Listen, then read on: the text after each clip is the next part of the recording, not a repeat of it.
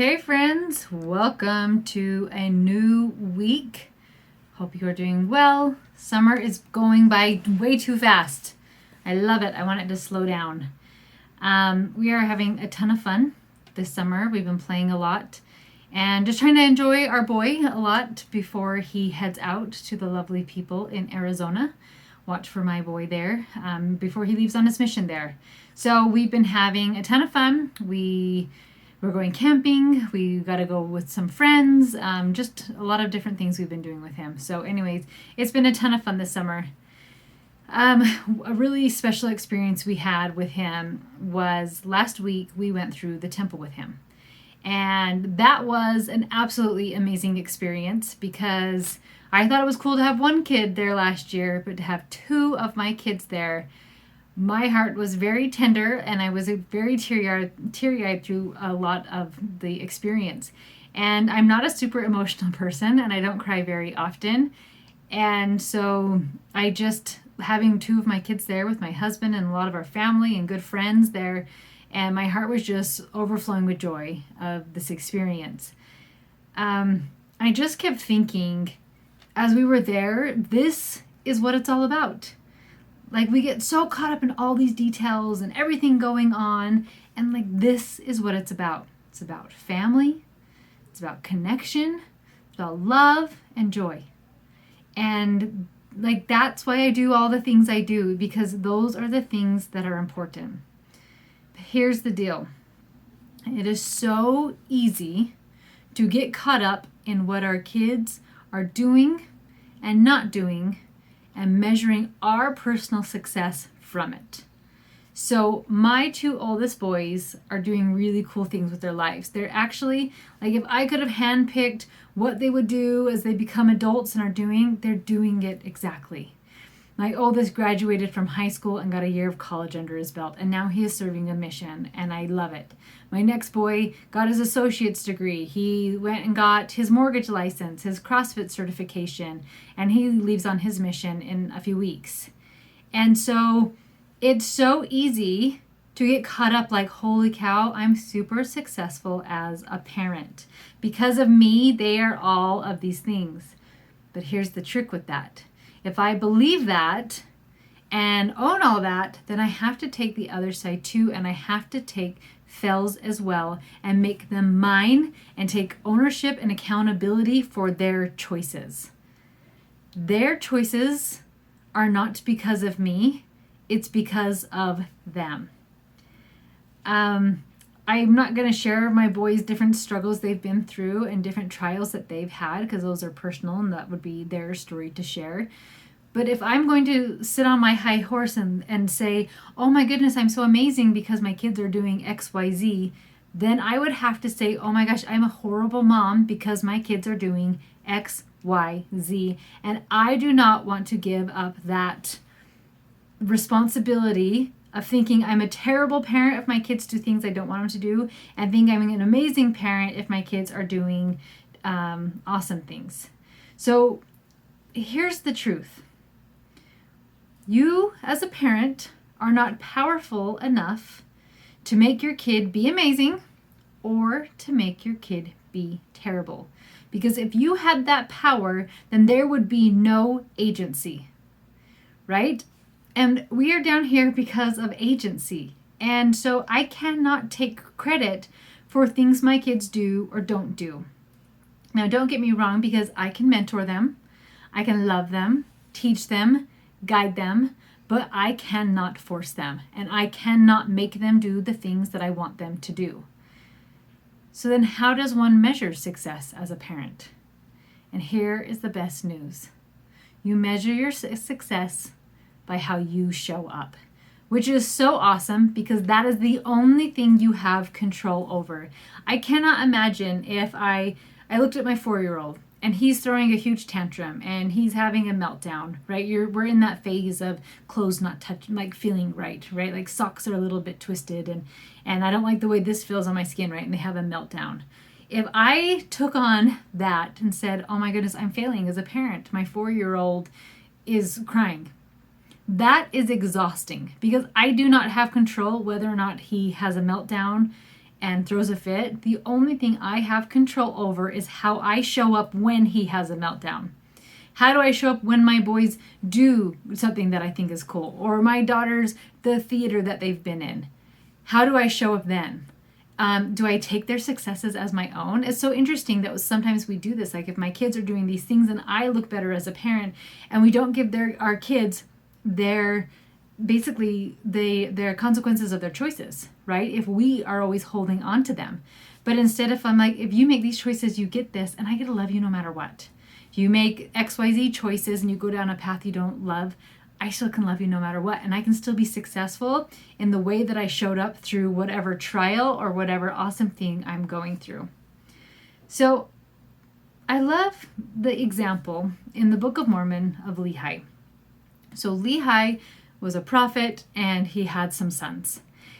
And two of his sons, Laman and Lemuel, ended up rebelling. They tried to kill their brother. They just caused problems after problems. And Nephi turns to the Lord, loves his dad, is obedient, and does all these things. So would you say, because Lehi had Nephi, maybe you would look at that and be like, oh, he's a really amazing parent? Or do you look at Laman and Lemuel and be like, oh, he's a terrible parent? Like, brothers are trying to kill each other here. He must be awful. But what if it didn't? Like, those are just their children's choices. So we don't get to say like, oh, this is a terrible parent. This is the best parent ever, because then we were taking the child's successes and failures and putting them onto the parent. So once again, I'm not saying that we don't mentor and we don't guide and we don't teach, but we don't take our kids and like put them up like, I am so amazing that I created this, because then they cease to have agency. And then we don't beat ourselves up if they make choices that we don't love. Right? Like, oh, if I were a better parent, they wouldn't have done these things. Because I know people who came from horrid childhoods, right? Their parents abused them, neglected them, did drugs, had, they're horrible stories, right? We could go into this. And then this child will come out of it and just like, holy cow, I'm never going to let this happen to anybody else. And they become absolutely amazing. And then you have parents who love each other very much and love their children, and yet somehow their kid gets into drugs and ends up in jail. So that, to me, when you have those extreme situations, shows me that ultimately our children have their own agency and choices. And so when I talk to parents about this, sometimes they find this frustrating. Well, like, I can't guarantee that, like, I want my kid to have a happy life and have joy and do all these things, and it sounds super noble. But when we get into this mindset of like, they have to be happy all the time, they have to have all these joys, we are wanting to rob them of their agency. And it's so interesting because that is what Satan wanted to do. He said, I want to make sure everybody gets back to heaven. I want to force these things to happen. And people are going to lose agency, because then I can guarantee they can get back to heaven. But when we do that, like, that's where growth is in our mistakes.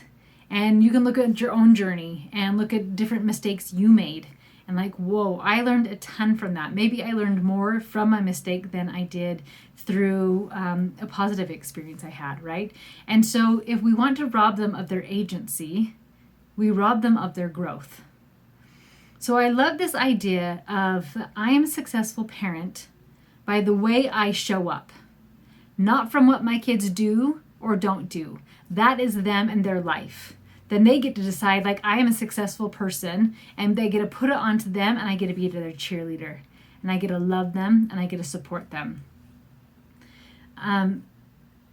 So to me, success as a parent for myself, and you can write your own list, but it is loving my kids, even when they crash cars. Have you listened to that episode when my kids crashed a lot of cars? It happened in a short amount of time. So that was, to me, was a successful parenting moment when my kid crashed cars. I just had one the other day that our son helps us rent out our RV. And he's supposed to take pictures before people go, and he didn't do it. And normally it hasn't been a problem, but this particular person, they crashed the RV. And there was $20,000 worth of damage on the RV. And I didn't know if the insurance was going to deny the claim or not, because he did not take photos, which is in our contract that he needs to do it. So to me, success as a parent was, I told my kid, we'll figure this out, and I'm not mad at you. I am frustrated with the situation, but you as a person, I'm not mad at you because when I rented it out, sometimes I forget to take the pictures too. So I understand why you probably forgot, and we'll figure it out. That to me was a successful parenting moment. Another success for me is staying calm when my kid is having a meltdown.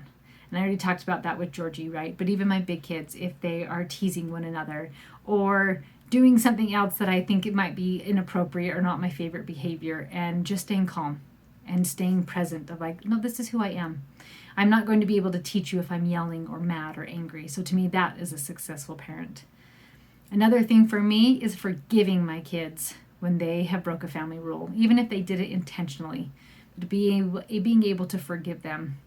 And ultimately, to me, success as a parent is loving my children unconditionally, which is the underlying thing of all of these. Because when I unconditionally love them, I can be forgiving. I can not freak out over car crashes or forgetting to do something or breaking a family rule. To me, that is success as a parent for myself. Now, I do hope and I pray for my babies a lot, and I pray that they always do choose the right and follow the commandments. But for some reason, if one of them doesn't, I want to be like the father in the prodigal son, that when his son comes back, that I am like that with open arms, that I want to, like, let's have a party. Let's bring you back. I am so excited you're here. There's no, I told you so that this was going to be awful. You were eating with the pigs. You're so gross. You're so terrible. You deserved all of this. You're horrid. No, I want to be like the prodigal son's father. It's like, welcome home. I missed you. And I'm so glad you're here.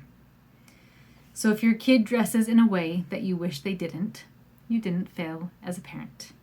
If your kid figures out the cure of cancer at 18, you didn't succeed as a parent. Those are your kids' fails and wins, not yours.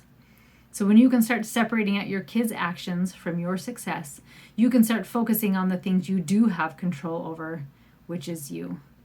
So my lovely, lovely listeners, be patient with your babies.